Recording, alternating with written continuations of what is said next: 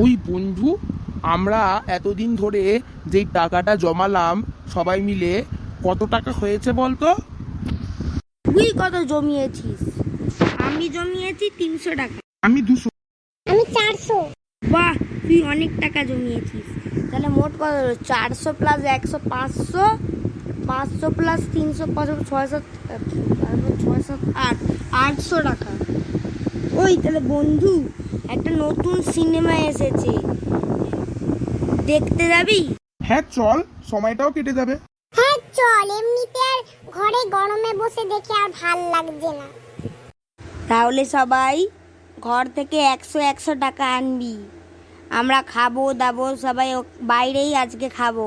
আমার মাকে পারমিশন নিয়ে আসবি মা বাবার থেকে, না হলে পারমিশন না নিয়ে আসবি না।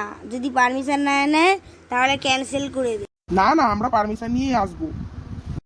আমার মার থেকে আমি আগে থেকেই পারমিশন নিয়ে আছি। মা বলছে যখন যাবি তখন পারমিশন নিতে হবে, শুধু একবার বলে যাবি, আমি দিয়ে দেবো। এখন তোদের ব্যাপারটা জানি না, তোদের মা নাও বলতে পারে এই গরমে।